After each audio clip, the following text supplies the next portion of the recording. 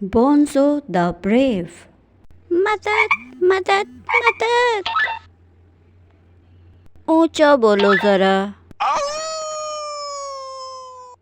تمہاری آواز کٹ رہی ہے۔ سوچنے والی بات ہے، یہ کون ہے؟ یہاں آؤ اس سے پہلے کہ اس کے ساتھ ہی آواز تھوڑی سی کٹی اور پھر بند ہو گئی۔ ڈیوک بولا، آؤ، ہمیں تمہارے سگنل مل چکے ہیں، ہم جلد ہی یہاں پہ پہنچنے والے ہیں۔ دیکھو نیچے، ایک سائڈ پہ نارتھ امریکہ ہے اور دوسری سائڈ پہ ایمیزون کا جنگل ساؤتھ امریکہ ہے۔ اور یہ تو مجھے کوئی بڑا سارا اسٹیج لگ رہا ہے، مجھے تو نیچے جانا چاہیے۔ نہیں ڈیوک، ہم اپنے ایک مشن پہ آئے ہیں۔ آؤ، وہ دیکھو نیچے ایک نہر ہے، میرا تو نہر کے اندر سوئمنگ کرنے کو دل کر رہا ہے۔ چپ کر کے بیٹھے رہو۔ تم ایک مشن پہ ہو، اتنا یاد رکھو۔ نے ڈیوک کو یاد کروایا۔ آؤ، وہ دیکھو، مجھے جنگل میں ایک بہت پیاری خوشبو آ رہی ہے۔ ارے کیا ہوا؟ کیا دکھائی دیا تمہیں؟ ارے ڈیوک، کیا دکھائی دے رہا ہے تمہیں؟ مالک، وہ دیکھو روشنی، اور اس کے اوپر ایک ڈانس کرتی ہوئی چھڑی۔ ایسی چھڑی تو میں نے کبھی بھی نہیں دیکھی ہے۔ ڈیوک دیکھو، ہم یہاں پہ پکنک منانے نہیں آئے ہیں، لوگوں کو تمہاری ضرورت ہے، کوئی بھی شرارت مت کرنا۔ ٹھیک ہے مالک، لیکن کیا وہ میں چھڑی لے سکتا ہوں؟ ہاں ٹھیک ہے، مالکن نے کہا۔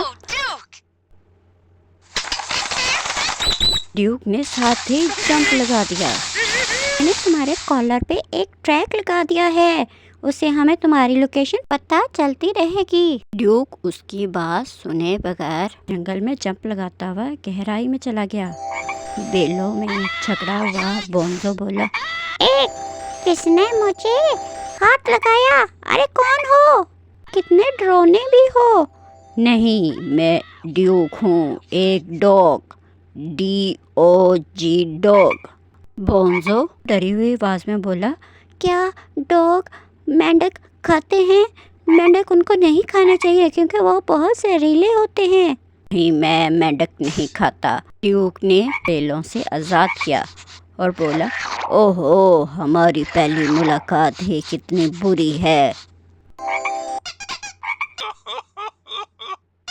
ارے کیا ہوا بونزو؟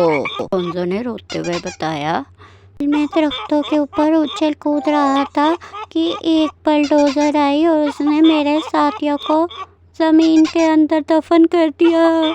مدد مدد پکار رہا تھا، پھر ایک درخت میرے فون پہ گرا اور ٹوٹ گیا وہ۔ آؤ، اچھا تو وہ تمہاری آواز تھی، چلو ڈھونڈتے ہیں تمہارے ساتھیوں کو۔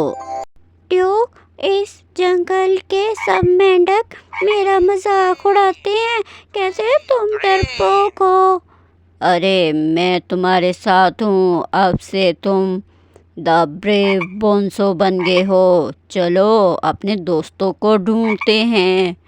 لا لا لا لا لا، بونزو مینڈک گانا گاتا ہے، بونگ بونگ بونگ بونگ، میں ہوں بونزو، مجھ کو لیٹر بھی پسند ہے، میں جنگل سے جنگل اچھلتا ہوں، تنے سے تنے پہ کودتا ہوں، بونگ بونگ بونگ، میں ہوں بہادر بونزو، مجھ کو بھی لیٹر پسند ہے۔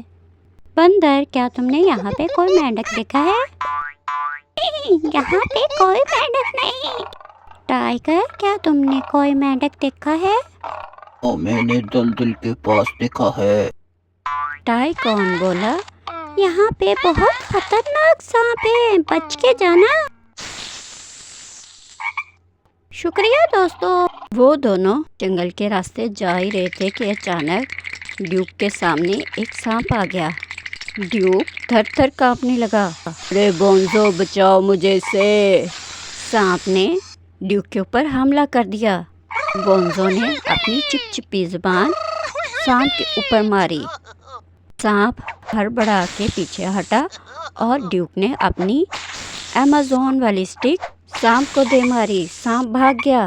ہورے، وہ دیکھو ہم تالاب کے پاس پہنچ گئے، بونزو خوشی سے چلایا۔ ڈیوک نے اپنے مالک کو سگنل بھیجے اور پھر کرین والے سے کہا، تم یہاں پہ درخت کیوں کاٹ رہے ہو؟ چلے جاؤ یہاں سے۔ اور پھر اس نے مٹی کھودنی شروع کر دی اور بونزو خوشی سے اچھلتا رہا۔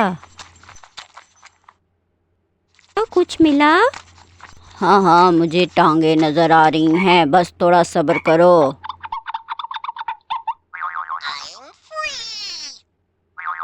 بونزو نے ڈیوک کا شکریہ ادا کیا۔ اتنے میں کیپٹن بھی وہاں پہ پہنچ گیا اور بولا، کو ڈیوک نیکسٹ جنریشن میں نے سیو کر لی ہے۔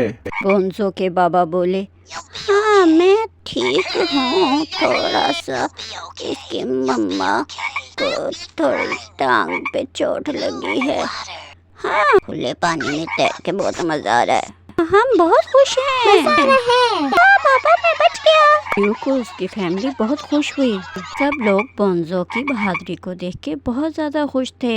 جیسے ہی جہاز پرواز کے لیے اڑا تو جہاز کے ونڈ شیلڈ کے اوپر بونزو آ کے ٹکرایا۔